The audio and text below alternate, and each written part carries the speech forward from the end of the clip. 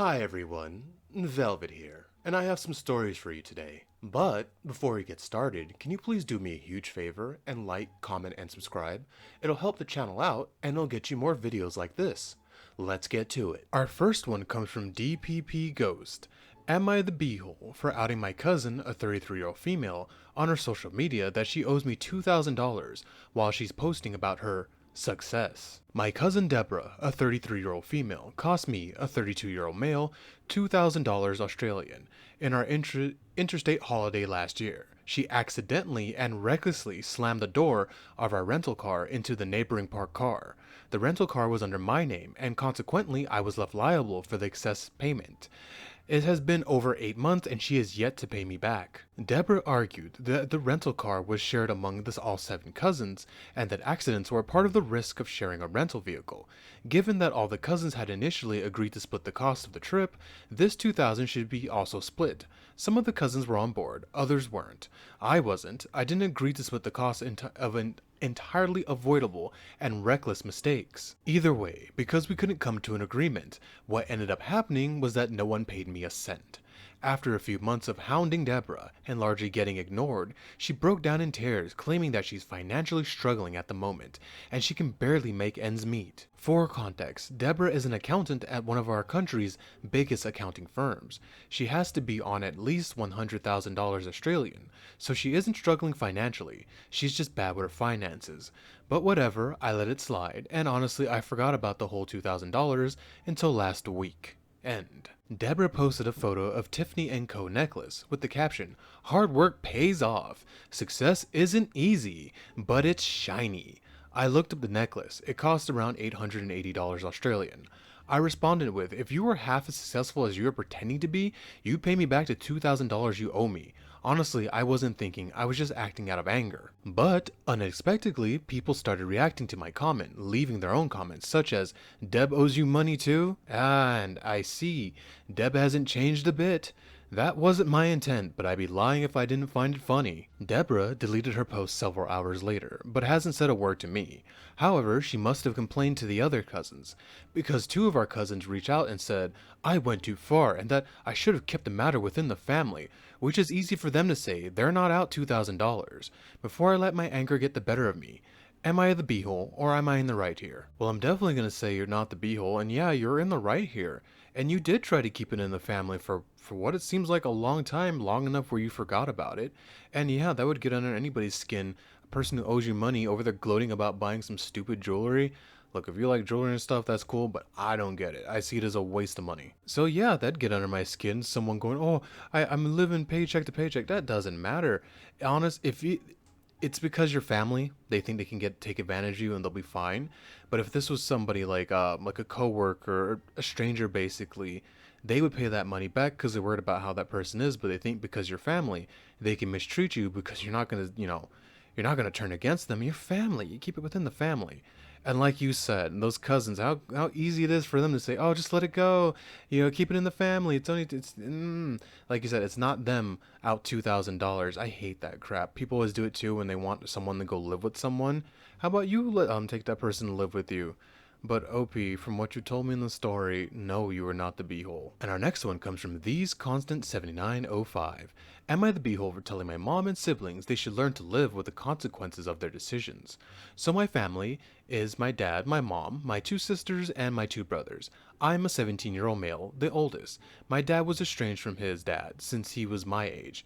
His mom died not with us when he was 10. So we never knew Grandma either. My dad was open about the fact that Grandpa wasn't a nice man, and all kinds of stuff. But he never went into details. I know he really did a number on Dad, because I still sometimes see a dad look ashamed if he spills something or makes a mistake. I also know he tries to hold back anytime he cries, and looks downright disgusted with himself for crying. 3 years ago, his dad reached out and my mom and my sister, age 15, were so excited and basically welcomed him into the family.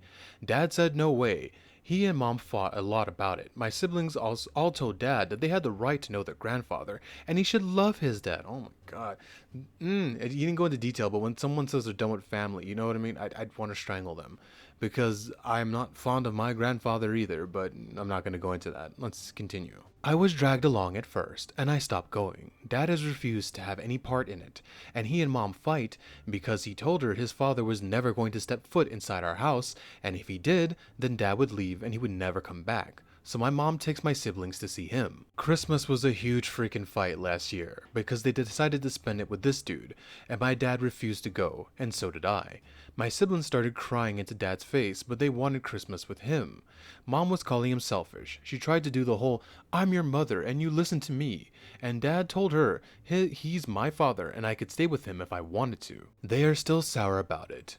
But then Dad took me out for his birthday and didn't come home until late because he found out they were planning to take him out to meet with his father. Oh my God, don't do that. That is evil. Don't do that. My dad told my mom and my siblings since he cannot trust them with his birthday, he will only celebrate with the people he can trust now.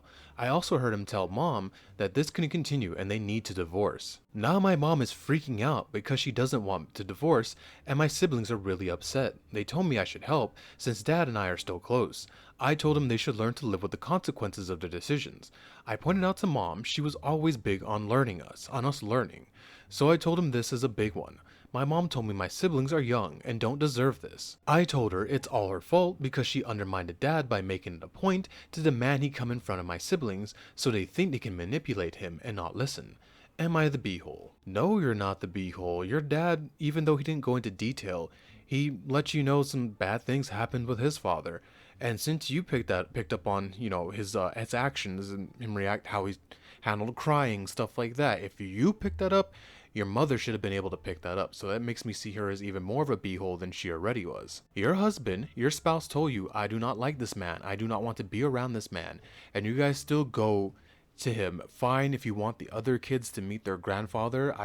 Personally, if I was with my spouse and they said that their parents did something horrible to them or treated them in a bad way like that, I wouldn't want to meet that person. Just like how if I get someone, I don't want them to meet my grandfather because he's a POS, I'll just be straight up with you. But your mother should have realized how much she was playing with fire when her husband said, if that man comes into my home, we are done. Divorce.